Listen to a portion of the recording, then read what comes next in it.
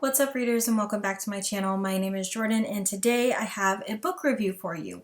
I actually tried filming this. It's The Language of Thorns, Midnight Tales, and Dangerous Magic. I tried to film this. This is a series. This is a collection of 6 short stories, and I did a little filming after I read each one to talk about each one. But my video ended up being over 30 minutes and I can only post a video that is 15 minutes. So I am whittle that down, but everything that I talked about I really wanted to include, so I figured I would just leave that one and re-record it. I'm going to talk about this as much as I can and I'm going to try to keep it within the 15 minutes, and then if my channel ever gets bigger and I am able to post videos that are longer, I will post that video then, and you'll get to hear more of my opinions on the book, or maybe I'll get everything in this one and you'll never see that one. Who knows?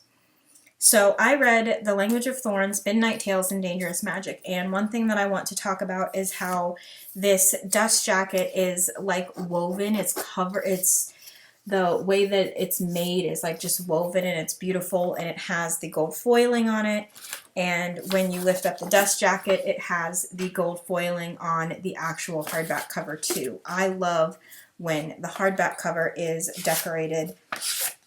It just looks amazing. And another thing on the visuals of this book, some of these short stories are written in red ink, and this is every other story. So the next story is written in blue, and then it goes back and forth from red to blue. And the very last short story is a little bit longer, so halfway, the first half is red, and then when it switches to the other halfway, the other half is blue. And I almost didn't notice that. So I really caught that tiny detail, and I absolutely loved it. I want to talk about each short story a little bit. This review will have some spoilers in it, so I'm going to make sure that if you have not read this book, that you please leave, because this is a series, this is a collection of short stories. There is no way for me to talk about it without talking about some important detail from the book, from each little story, that ruins something for you if you haven't already read this. So if you have not read this, please leave now, and maybe somebody else's review will have basics of it. But mine will not. So back to talking about it. The first book was, the first story was Amaya and the Thornwood. And that is about, most stories are about the prince and some really pretty girl. And this story is not about them. There is a prince and there is a really pretty girl, but this is about their younger siblings. And the younger prince is born beastly looking, and he ends up being exiled by his own father. And then later on, everything that goes wrong in the kingdom, there's a war going on, and the livestock starts being eaten, and then the vegetables start being ravaged, and the king blames his beastly son and is willing to pay people to go and kill him. But the one person who goes, which is Amaya, I'm saying Amaya, but I don't think that's how you pronounce her name. Her name is Ayama. I am not sure how you pronounce that, but I have called her Amaya the entire book. So she ends up going out to speak with him, and she goes out to speak with him multiple times, and then on the last time, the king tries to get her to kill him, and she ends up bringing the beast back, and they basically burn shit to the ground. And if you read this book, which I hope you have, they did. They took over, and they were done. They were like, no, we are not going to be controlled by you guys anymore. And they took over. And a small detail from this book that I love is that each page, it starts out with a small drawing in the corner, and each page, as it goes, the drawing gets more intricate, and it starts forming in the rest of it until it is completely surrounded. By the end of the story, the entire border is surrounded by artwork. And then at the end of each chapter is a lovely picture that describes that, I don't want to say describes, but it shows something that's important to the story. And I will show you all of those because I absolutely loved the artwork in this, and it was beautiful. So I loved that story. The second story is called The Too Clever Fox, and in this one, the fox has to outwit a lot of people to stay alive, including his own mother. And, she tries to eat him at birth, and he ends up trying to protect the forest from a crazed hunter who's trying to kill them.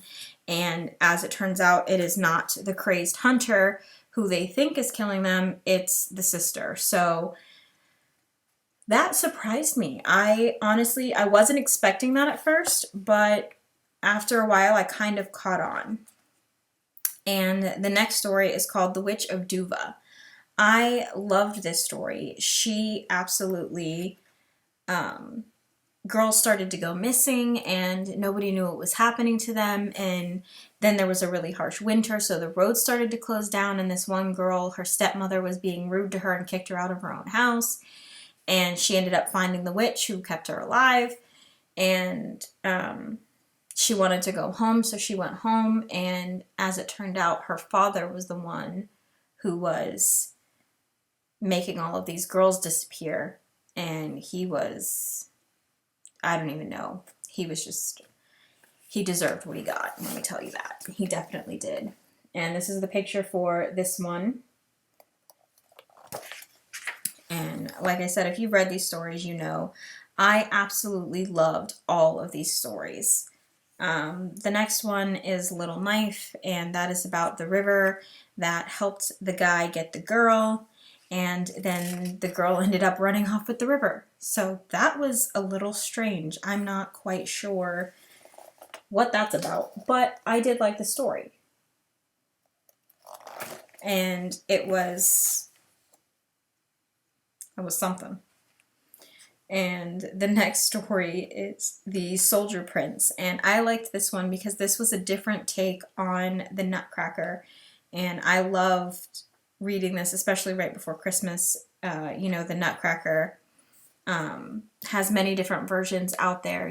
People are like, oh, the Nutcracker itself, the Nutcracker in the Four Realms. This is another version of that, and I liked that. The Nutcracker he was a toy, but he became self-aware throughout this story. And I loved that he ended up taking control of his own life and deciding that he was not going to let somebody else dictate what he did, even the girl that he was made for. And this next one is called When Water Sang Fire.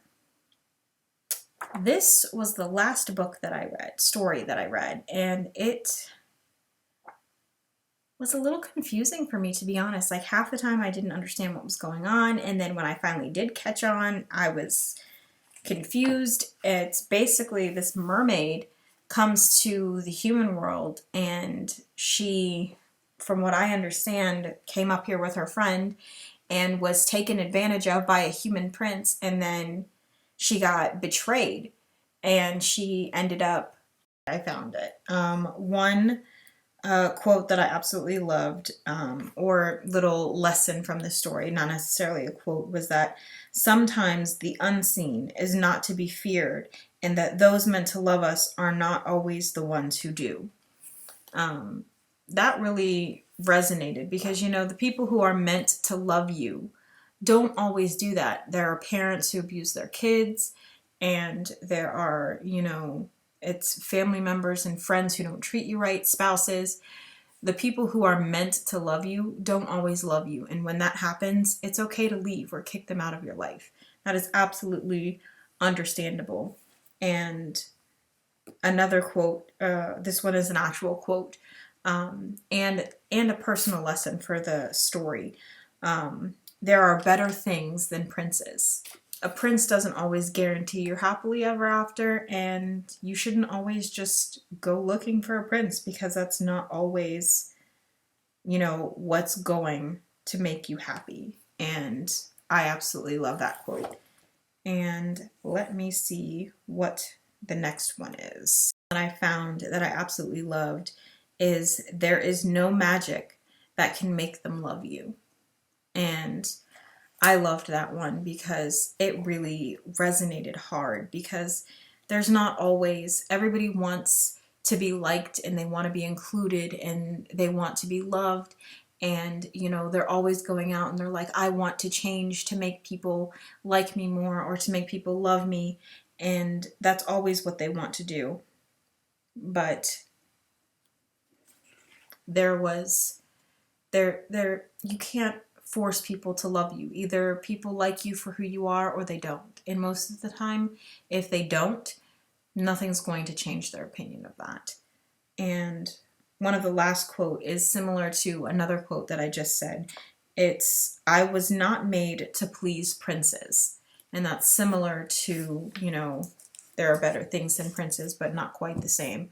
That one, I was not made to please princes. It really resonated because, you know, people are like, oh, I need to be perfect. My hair needs to be perfect and I need to just do this for the prince and do that. And, sometimes you just have to realize you are better than that. You were not made to please princes. You were made to be you and to live your life. And that is that. And there's nothing wrong with that. So I think that is all I really can and have time to say on this book. I absolutely love this book. I was told to read The Language of Thorns before I read the Shadow and Bone trilogy and the Six of Crows duology, because this was a good introduction into the Grishaverse, and I am glad that I read it first. I am super excited to read Shadow and Bone. I am sure you guys have heard that Shadow and Bone is doing a series on Netflix in April, so I am very excited about that. And I need to absolutely rush read all 5 of these books, and possibly The King of Scars if that is included in this series, like the Grishaverse. I definitely need to make sure I read that before the series comes on TV, because I don't know what they're going to include and I don't want to watch it and then have something spoiled for a book that I haven't read. So I have to read all of the books first. So I look forward to talking about my next book with you guys and sharing more things with you. So I will let you guys go now. So I hope you guys have a happy holidays. Bye!